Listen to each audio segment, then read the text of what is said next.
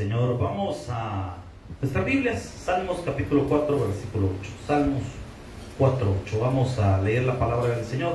¿Cuántos hemos venido dispuestos a buscar más de Dios? Excelente. Salmos capítulo 4, versículo 8, por favor. Cuando la cita encuentre, póngase de pie. Vamos a leer la palabra de Dios. Salmos capítulo 4, versículo 8. Todo va a estar bien. Así le hemos titulado este mensaje. Pero hoy vamos a aprender cómo vamos a lograr que las cosas estén bien. ¿Cuánto queremos que nos vaya bien? Hoy vamos a aprender cómo. Vea lo que dice la palabra del Señor y repita conmigo lo siguiente: yo soy quien la Biblia dice que soy. Veamos todos. En paz me acostaré y asimismo dormiré, porque solo tú, Jehová, me haces vivir confiado. Padre, te agradecemos en esta noche, Señor, la oportunidad de estar aquí reunidos. Señor, ayúdanos a aprender más de tu palabra. Señor, háblanos al corazón, que hoy en medio de toda dificultad y problema podamos aprender que tú eres el que nos sostiene, Señor, con tu diestra. Señor, llénanos de ti, en el poderoso nombre de Jesús. Amén y amén. Puede tomar su asiento. Un versículo que contiene mucha verdad. Vea lo que dice la palabra, sin darle más vuelta a la cosa, entremos en materia. En paz me acostaré y asimismo dormiré. Y aquí está la clave: porque solo tú detengas ahí. Ahí está el clavo por lo que usted y yo no tenemos paz. Porque siempre es Dios más otra cosa lo que nos da la paz. Dios más tener dinero, Dios más tener la refri llena, Dios más sin estar sin pelear en la casa, Dios más nuestros hijos, Dios más nuestra esposa, Dios más nuestro esposo, Dios más algo. Pero siempre es Dios más algo. Y ahí está el problema, porque el salmista dice: porque solo tú, Jehová, me hace vivir. ¿Qué te hace vivir confiado? En la historia encontramos tres tipos de paz. La primera paz es la Pax Romana, instaurada por el César Augusto.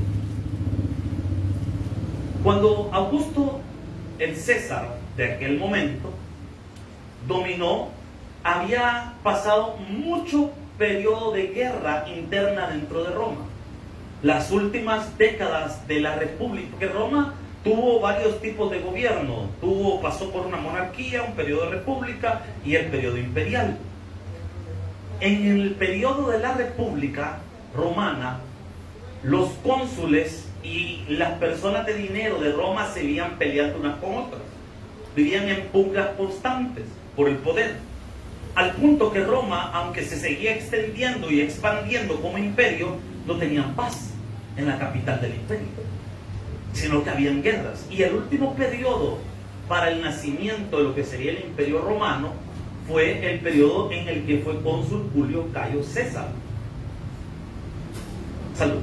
Y este César se le ocurre varias estrategias para quedar bien con el pueblo, que lo hizo quedar mal con los poderosos de Roma y lo llevaron a la muerte.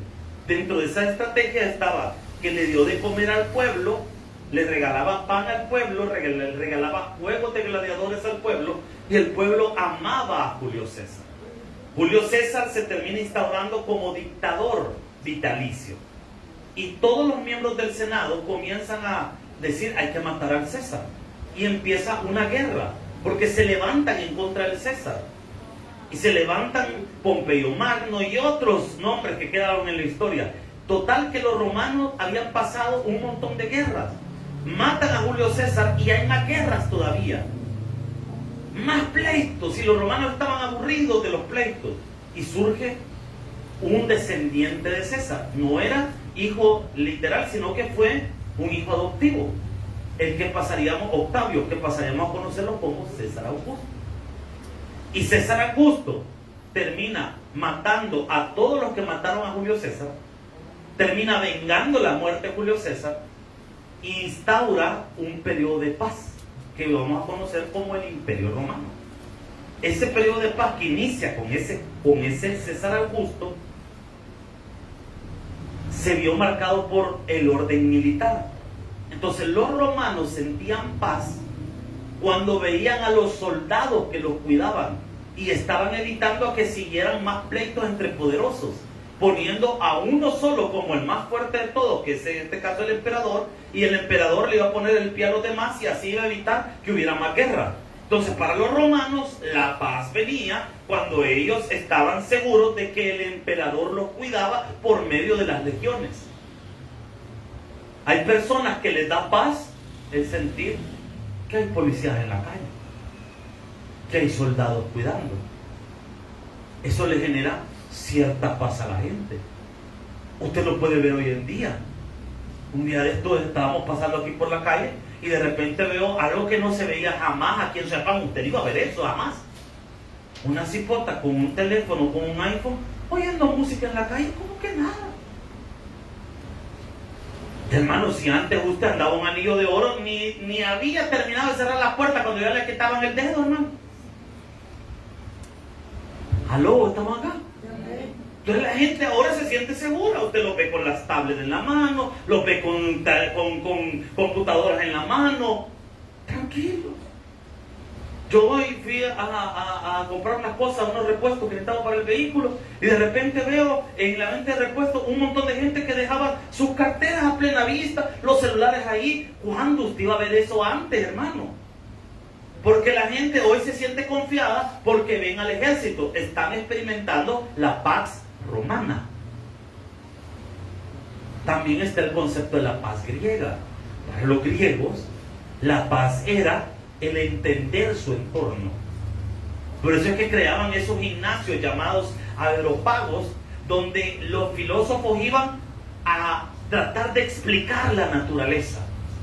Y lo que no podían explicar, lo explicaban por medio de los mitos cosmogónicos.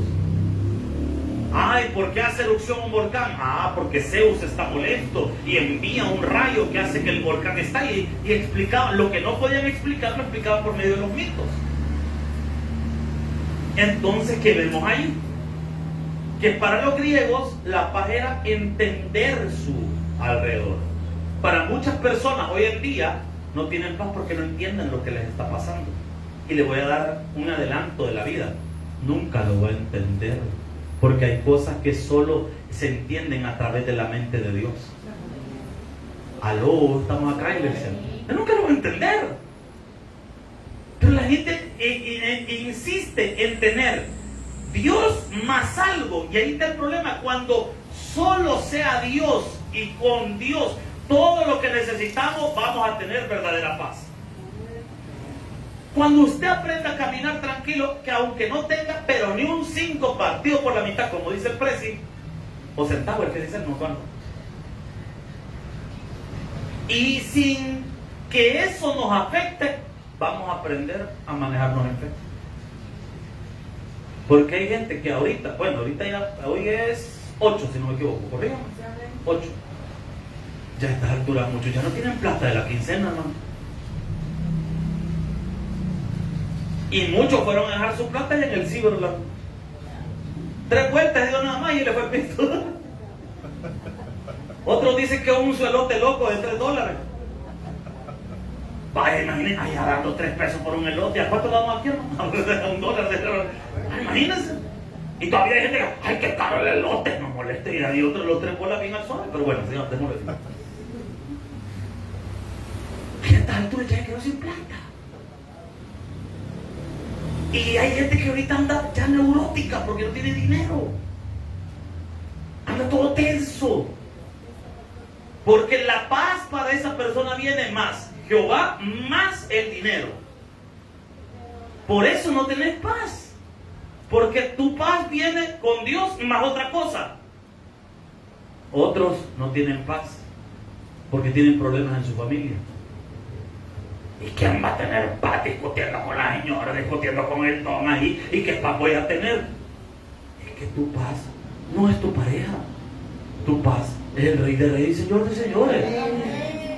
Es que, gloria a Dios, Gloria al Señor. Ahí está la palabra. En paz me acostaré y asimismo que dice la Escritura, porque solo tú, Jehová. Ahí está la palabra. Cuando solo Dios sea nuestra paz, nos va a ir bien. Si no hay nada que comer hoy en la noche, no se preocupe, porque Dios le va a dar de comer. Confíe en Dios. Si usted no anda dinero, no se preocupe. Dios va a mandar a alguien que lo invite a comer. Con que le mandó cuerpos a aquel que andaba en el desierto, hermano. Y el milagro no es solo que le proveyó en el desierto. El milagro es a través de quién. Hay dos teorías. Unos dicen que los cuerpos eran una gente errante del desierto que le decían los cuerpos. Otros dicen que es probable que sí fueran literalmente animales. Quedémonos con la hipótesis de los animales, los cuerpos. Los cuerpos son animales ¿de qué? De rapiña. ¿Qué significa eso? Que comen carne. Y hasta la carne que está ya podrida se la comen. ¿Sabe cuál es el milagro? Que ese animal no se la haya comido. Que haya aguantado tener en el hocico eso, llevárselo para que el otro lo comiera. Hermano, si Dios puede darle provisión donde usted menos espera. Amén. O si no, acuérdese, de repente le dieron a cobrar los impuestos a Jesús. Así que no se preocupe, con que le cobraron a Jesús no le van a cobrar a usted, hermano. Le cobraron los impuestos a Jesús. Y viene Jesús y le dice a Pedro, Pedro, es que vos también andas en el mismo agüite, no hemos pagado. Anda, agarra un pez. Y ahí van a estar las monedas para pagar. Si le hubiera dicho Jesús, levanta una piedra y ahí vas a encontrar dinero, está más fácil de creerle. ¿Por qué? Porque el dinero se cae. Bueno, ya no, yo tengo siglos de no hallar dinero tirado, hermano. Porque antes se hallaba, ¿se acuerda? Antes se hallaba nada, hermano, y la gente no deja caer nada. Entonces, mire, la cosa está dura, ahí lo pueden medir, hermano. Entonces, mire, qué tremendo. Pero si lo hubiera dicho Jesús, allá en aquella piedra vas a hallar dinero, estaba más fácil de creer. Pero ¿quién se iba a imaginar que en el hocico de un pez iba a encontrar el dinero? ¿Y cómo es que el pez no se tragó las monedas? O sea que Dios nos puede proveer de cualquier manera. Del hocico de un chucho le puede proveer. Hermano, me encanta lo que dice la palabra. En la versión Dios habla hoy, no sé si la copiaron, si me hacen ahí el favor, si la copiaron. En la versión Dios habla hoy, siempre este mismo versículo, quiero leérselo. En la versión Dios habla hoy. Veamos. No lo pusieron, corrija. Si no, búsquenlo, no tenga pena, hijo. Si no, búsquenlo. En la versión Dios habla hoy dice de la siguiente manera. Se lo voy a leer yo primero acá y después el hermano Emi va a poner ahí en las pantallas. Tú has puesto en mi corazón más alegría, mire qué bonito lo dice, que en quienes tienen trigo y vino en abundancia.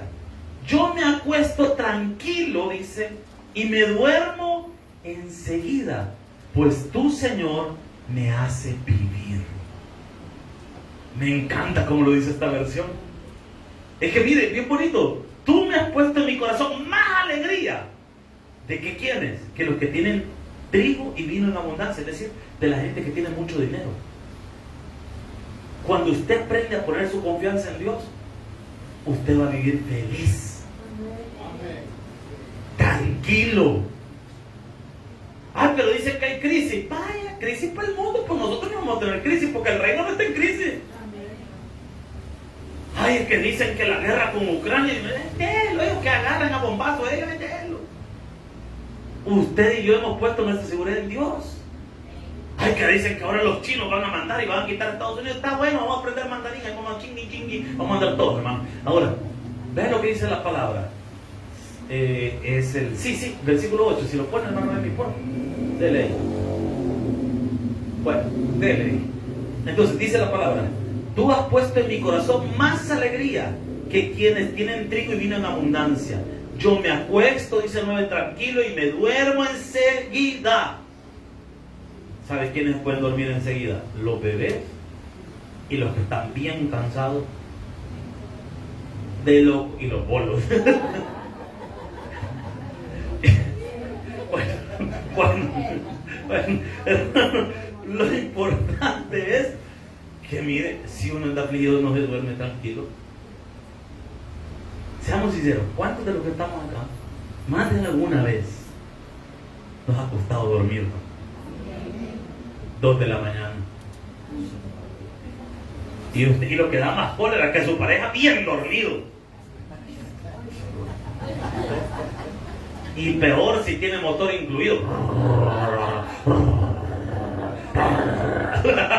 Hermano, ¡qué tremendo! Y usted queriendo dormir y no puede, se da la vuelta, se pone a ver el Facebook, se pone a ver video, lee la Biblia, se para ahora, se levanta, se acuesta y no puede dormir.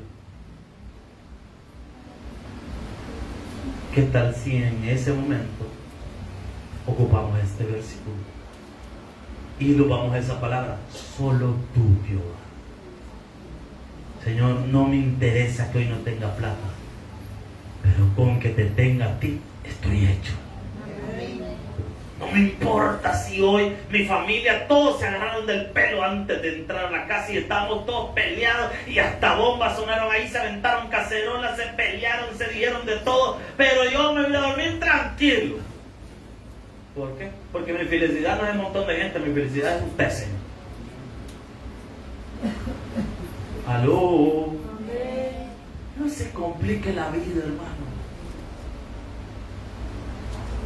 Si el problema es con su esposa, arréglelo, pero hable con ella. Viejita, ¿qué te pasaste ahora? Diga, vaya, agárrela, abrázela. Si ya le he dicho, ¿usted cómo se arregla en un volado? Abrazando, hombre. Ay, es que me pone bien enojada. Al principio, después le voy a decir, no me soltes, papito, agarrame, por favor, va. Hermano, y si es su esposo que esté enojada con comida, alegre el hombre. Ninguna dijo amén, mire. No, yo quiero venganza, dice el hermano. Primera de Reyes, capítulo 17, versículo 8. Acompáñame, por favor. Quiero poner un ejemplo de lo que es tener paz. Y también vale recalcar que a través de este ejemplo bíblico vamos a aprender a tener cuidado con lo que decimos. Ok, entremos en materia. Primera de Reyes, capítulo 17, por favor.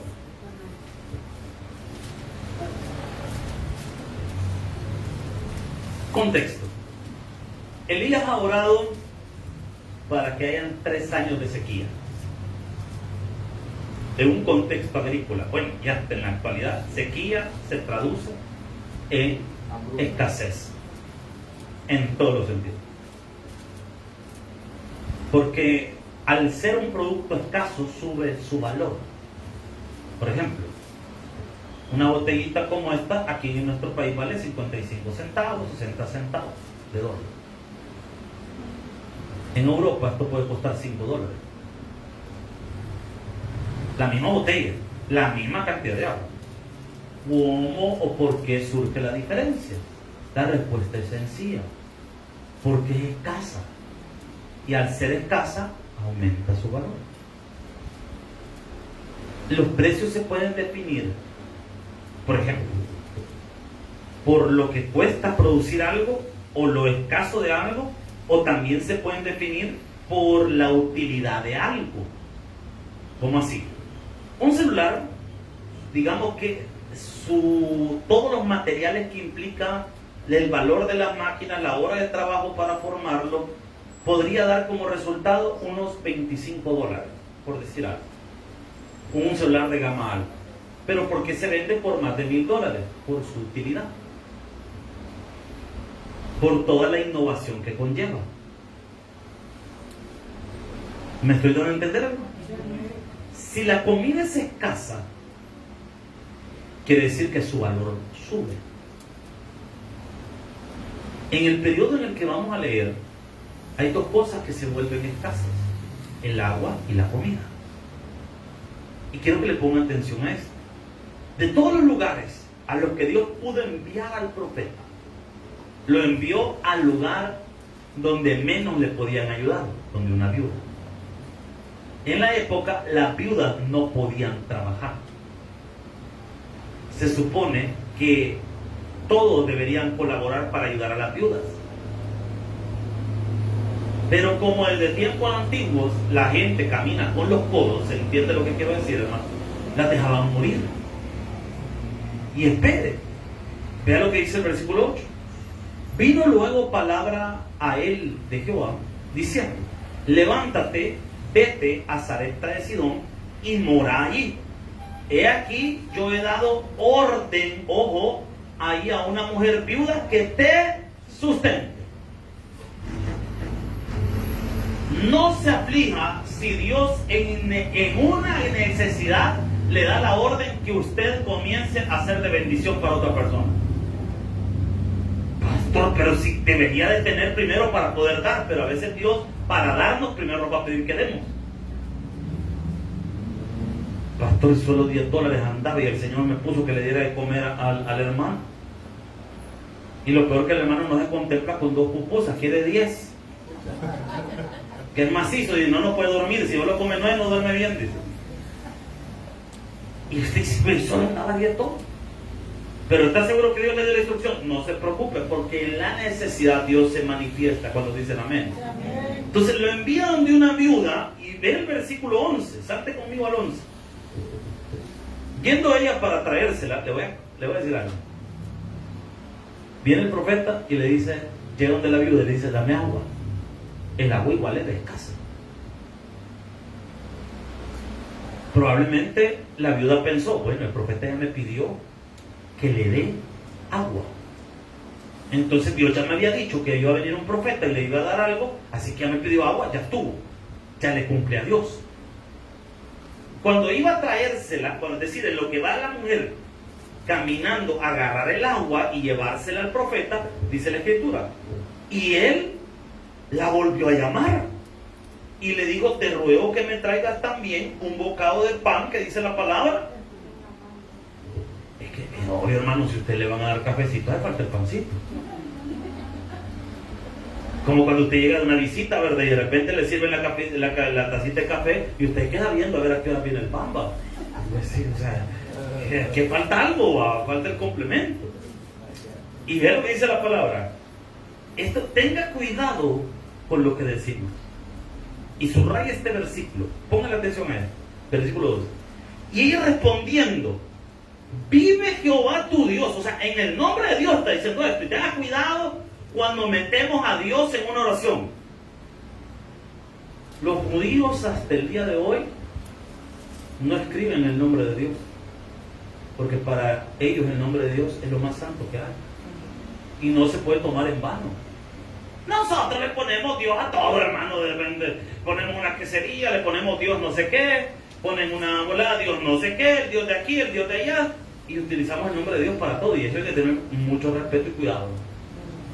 Pero vean lo que pasa acá. Vive Jehová tu Dios, que no tengo pan cocido, solamente un puñado de harina tengo en la tinaja y un poco de aceite en una vasija. No está mintiendo, está diciendo la verdad. Pero vean lo que pasa, aquí está lo malo. Y ahora recogía 2 leños para entrar y prepararlo para mí y para mi hijo, para que lo comamos. ¿Y qué dice después? Y nos dejemos morir. Vale, ponle atención. Es que miren, hay que tener cuidado cómo decimos las cosas. El profeta le dio una palabra a esta mujer, y la palabra para la mujer fue el aceite y la harina no escasearán. Y así fue, el aceite y la harina no escaseó. Pero la mujer también dio una palabra, y en el nombre de Dios, que ella se iba a dejar morir junto con su hijo. ¿Y sabe qué pasa? También pasa. ¿Cómo así? Vea el versículo 17, salte conmigo. Después de estas cosas, es decir, que hubo la multiplicación de la harina y el aceite, porque no nos queremos concentrar hoy en el milagro, sino en lo que ocurre después del milagro. Vea lo que pasa acá. Que cayó enfermo el hijo del ama de la casa. ¿Qué había dicho ella que iba a hacer? A ella y su... póngale atención acá. Y dice después, Y la enfermedad fue tan grave que no quedó en él. Se murió. Se murió. ¿Y qué había dicho ella? Que iba a dejar morir a su hijo. ¿Y qué pasó? Se murió. Hay que tener cuidado con lo que decimos. Ay, viejito, ya te vas a morir, cabal. Lo dije por el momento.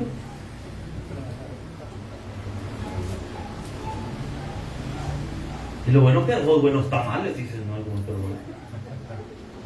Tan buenos. Hermano, es terrible. La gente a veces habla tan negativo toda la vida. Ay, yo siento que de esto me voy a morir. ¿Y por qué dice eso? De la abundancia del corazón habla la boca. O sea que en su corazón solo hay muerte.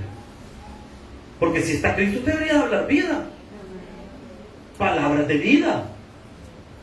Y espere, vea lo que dice. Mira cómo nosotros mismos cavamos el hoyo en el que terminamos cayendo y después le echamos la culpa a Dios. Lo que veíamos ayer en un versículo, ¿se recuerda? El que tuerce su camino contra Jehová se irrita. ¿Por qué? Porque él mismo se torció su camino y después le echa la culpa a Dios. Versículo 18. Y ella dijo a Elías: ¿qué tengo yo contigo, varón de Dios, que has venido a mí para traer a memoria mis y para hacer morir? Dos cosas. Primero, la dificultad que estaba pasando esta señora era una consecuencia. Porque, ¿qué dice ahí? Has venido a mí para traer a memoria mis. O sea que tan buena pieza no era la señora. Se había portado mal. A veces a nosotros se nos olvida que nos hemos portado mal. Pero a Dios no se le olvida, hermanito. Silencio en la casa de Dios. La señora sabía que se había portado mal. Pero a pesar de que sabe que se porta mal, no reconoce su pecado del todo, sino que le está echando la culpa al profeta. Porque vos has venido. O sea, si te portaste mal, aunque el profeta estuviera o no estuviera ahí, siempre te hubiera caído la consecuencia. Aló. Y espere, vea que dice también. Y para hacer morir. Pregunta, ¿el profeta tenía la culpa que el bicho se haya muerto? No. Pero ¿quién había declarado muerte primero? Ella. O sea que lo malo que dijo sí pasó. Por eso hay que tener cuidado con lo que decimos. Y ve lo que dice la palabra, versículo 19. Él le dijo: dame acá tu hijo. Entonces él tomó de su regazo. ¿Por qué? Nunca se ha preguntado por qué se lo lleva. ¿Por qué no hace el milagro el profeta frente a la mujer? ¿Por qué se lo lleva aparte? Porque la mujer era incrédula. Tenga cuidado de la gente que se rodea. No se rodee de gente incrédula. Van a opacar su fe. Rodéese de gente que le aumente su fe, no que le disminuya su fe. Usted le dice de repente a alguien: ay, viera qué dolor tengo aquí. De eso me murió una tía usted. Yo que usted en la caja fuera buscando ya, hermana. Dice que ahí en la Sinaí tienen descuento hoy. De un cuarto, hermana. Y esa fe que se está manejando. Rodéese de gente que quiere aumentar su fe en su corazón. Aló, iglesia. ¿Por qué se lo aleja? Porque la ausencia de fe de esta mujer podía ser un obstáculo. Y el profeta va a hacer algo que se requiere de mucha fe: a orar por alguien que ya murió. Yo no sé usted, hermano, pero muchos quizás no nos halláramos en valor de orar por algo así. O sea, se requiere mucha fe para lo que va a hacer el profeta. Porque de repente nosotros oramos así como David, que David oró por su hijo que estaba muriendo, oró mientras el niño estaba vivo, pero cuando le dijeron que el niño ya había muerto, ¿qué hace David? Se levanta y se va, porque dice, ¿ya qué puedo hacer si ya murió? O sea que muchos tenemos la fe, así como la de David, para orar por un milagro mientras alguien vive, pero pocos tienen la fe para orar por alguien cuando ya muere. O sea, sería otra onda. O sea, ese es otro nivel de fe. Entonces viene este hombre y dice, no, si tengo esta mujer se sale aquí cerca, me va a salir el milagro. Mejor me la llevo a un lado. Y aquí voy a orar. Y ve lo que dice la palabra. 19. Y él le dijo, dame a tu hijo acá. Entonces él tomó de su regazo y lo llevó al aposento donde él estaba. Y lo puso sobre su cama. Y ve el versículo 20. Y clamando a Jehová dijo, Jehová, Dios mío, aún a la viuda en cuya casa estoy hospedado, has afligido, haciéndole morir su hijo. 21. Y se extendió sobre el niño 3 veces. Este es un hebraísmo, por cierto. No es que fueran 3 veces la que literalmente se extendió. Los judíos ocupan ese 3 veces para decir que han hecho algo muchas veces. Pablo lo dice, 3 veces he clamado al Señor que me quite este aguijón de la carne. Pero no es que él literalmente 3 veces clamó, es un hebraísmo. Como por ejemplo, nosotros utilizamos algo así, pero no es un hebraísmo obviamente, sino que es una frase común de nosotros que denota una realidad. Por ejemplo, te llamé 1000 veces y no me contestaste. ¿Le llamó 1000 veces? No. ¿Qué está diciendo usted? Que le llamó muchas veces. Entonces, de la misma manera sirve este hebraísmo. Entonces, dice la escritura, y se tendió sobre el niño 3 veces, es decir, lo hizo muchas veces. Y clamó a Jehová. Y dijo, Jehová, Dios mío, te ruego que hagas volver, el que dice, el alma. Este versículo también sirve para evangelizar. Porque ¿qué es lo que se había salido del cuerpo del niño? El alma. ¿Y qué es lo que estaba clamando Elías que volviera? El alma. Porque eso sucede en la muerte. El cuerpo queda aquí, el alma sale. Y vea lo que dice acá. Versículo 22. Y Jehová oyó la voz de Elías. Y el alma del niño volvió a él y revivió. ¿Por qué no dice resucitó?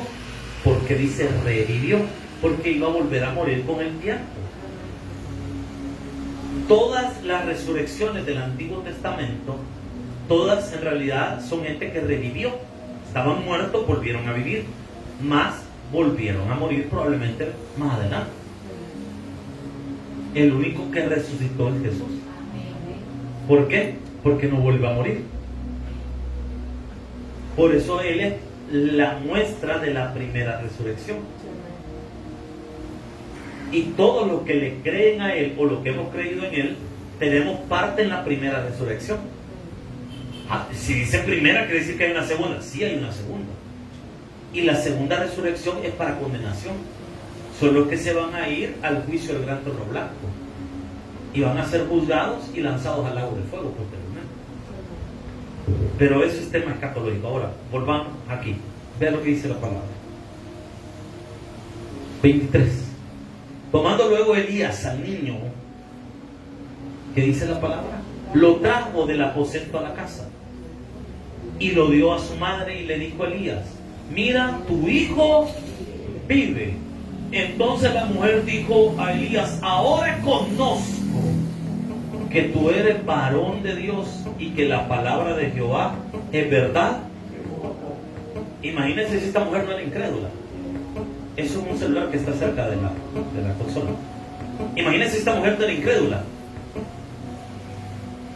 Que Elías había hecho, bueno, Dios había hecho un milagro a través de Elías de multiplicarle la harina y el aceite.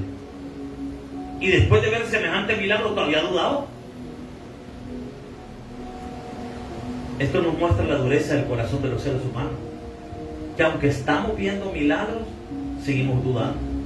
Esta mujer, hermanos, es que solo imagínense que usted llega a la casa y donde tiene la harina, o si tiene harina, masa, lo que sea, empieza a sacarle y nunca se acabe. Dígame usted si no caería de rodillas delante de Dios dándole gracias por eso. Pero esta mujer está viendo eso y aún así es incrédula. Para que entienda el poder de Dios, aquí hay dos cosas que son necesarias. Primero, Dios sabe a quién topa y por qué lo topa.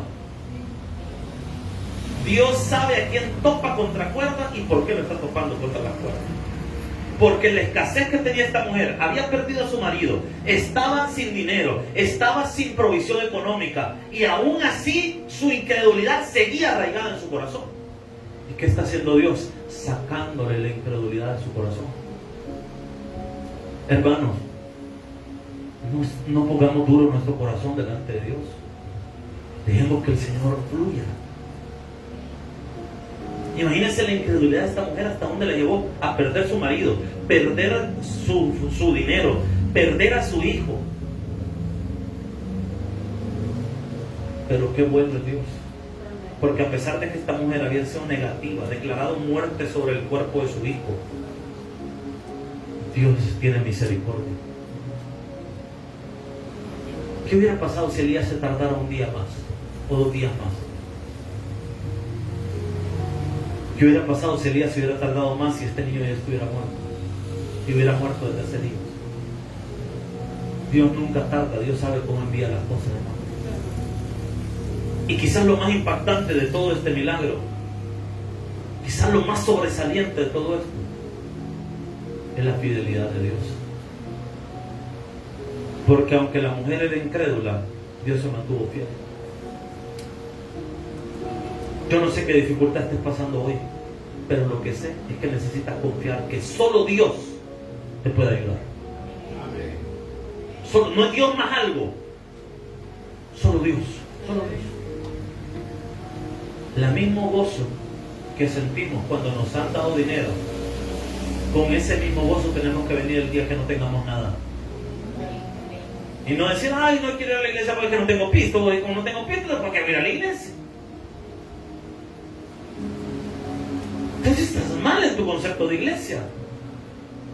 No, yo no voy a ir, es que hoy no tengo nada. No, hombre, si vieras qué problemas tengo en la casa, hasta ganas de dejar de ir a la iglesia me han dado. ¿Por qué? Por tantos problemas que tengo en la casa, vos. O sea que no es solo Dios tu felicidad, es Dios más las otras cosas. Y como las otras cosas no están, entonces Dios no es suficiente para usted. Por eso Dios permite que a veces lleguen las tormentas, como digamos esta mujer. Por eso Dios lo permite. ¿Por qué? Porque ahí se nota si es cierto o no es cierto lo que nosotros decimos creer. Cuando no tenés nada, es cuando Dios ve de lo que sos capaz.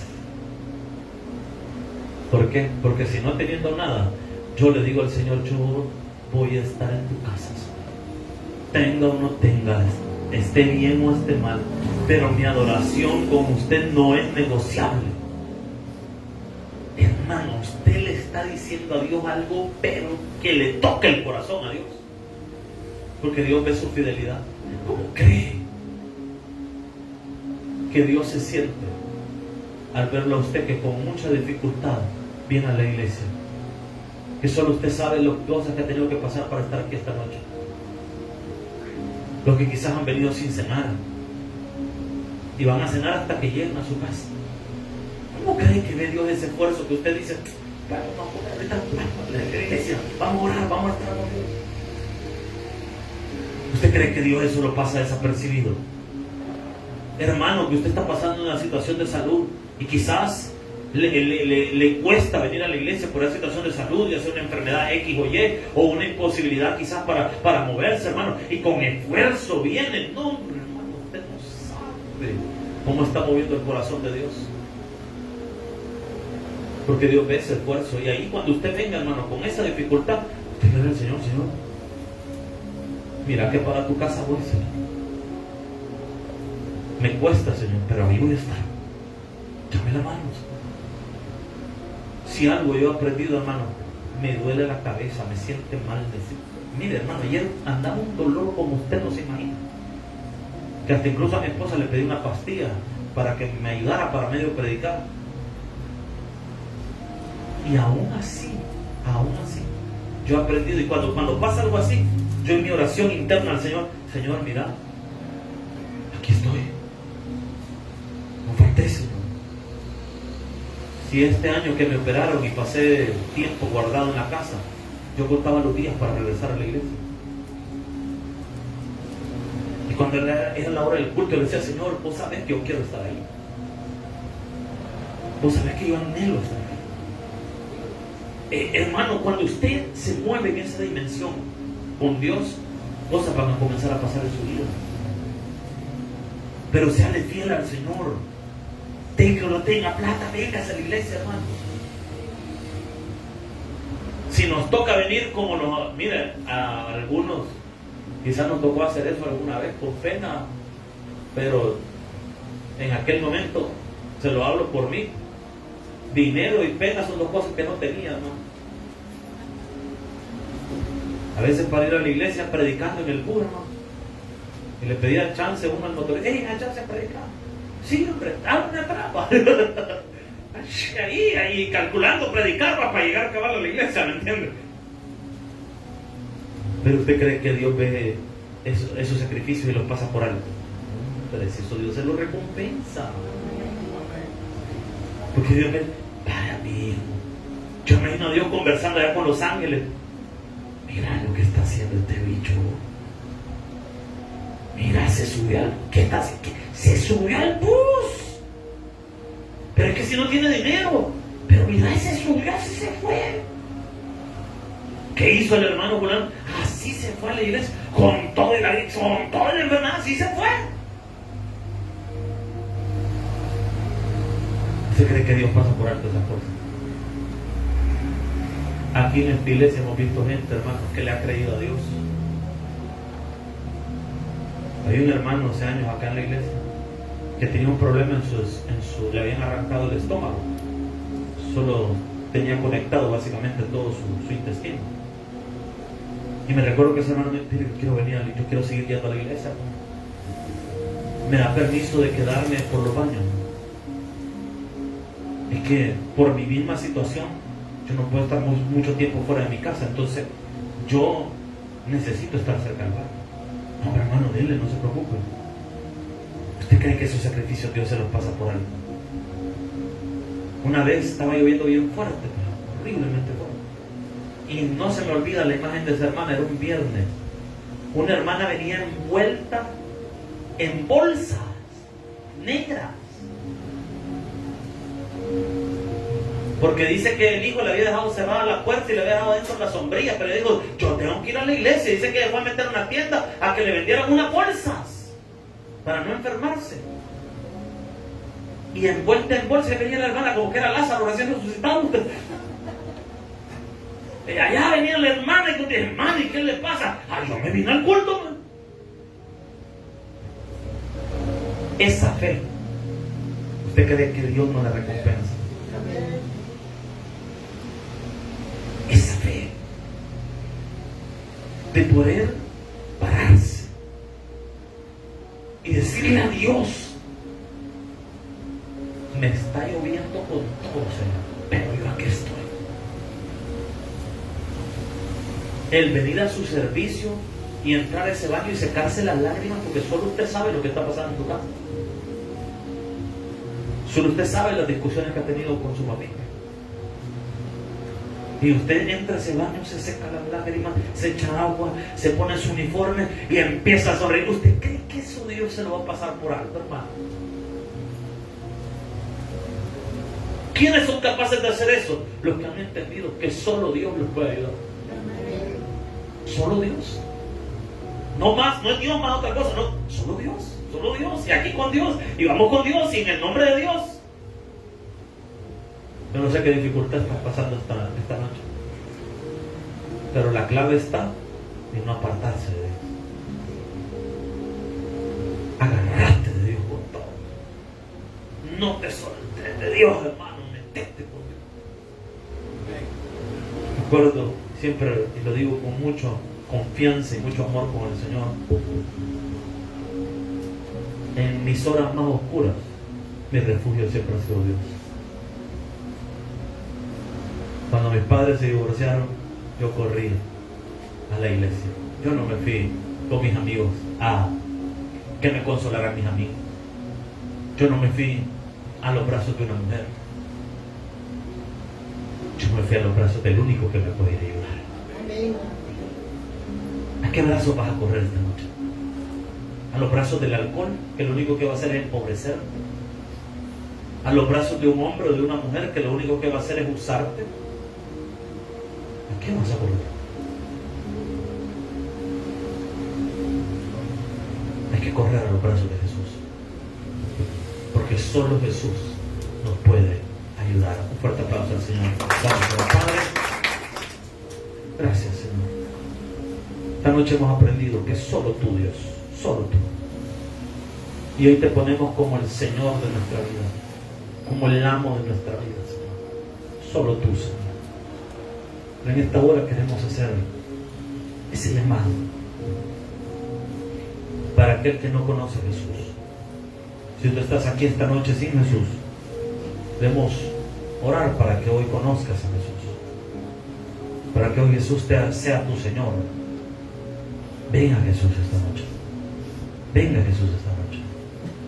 Y si hay alguien esta noche que quiere pedirle perdón a Dios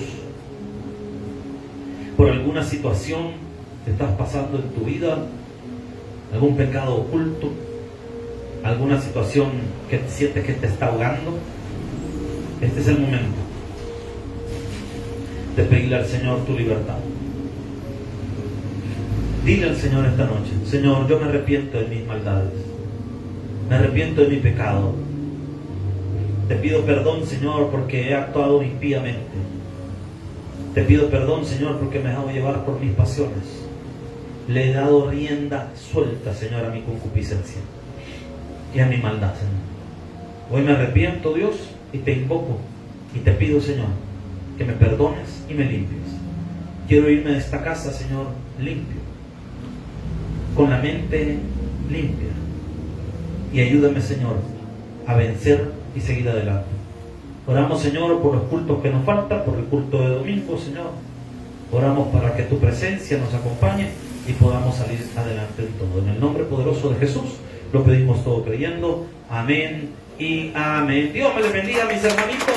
Gracias por estar con nosotros el domingo a las 9 de la mañana. Les esperamos acá en su iglesia.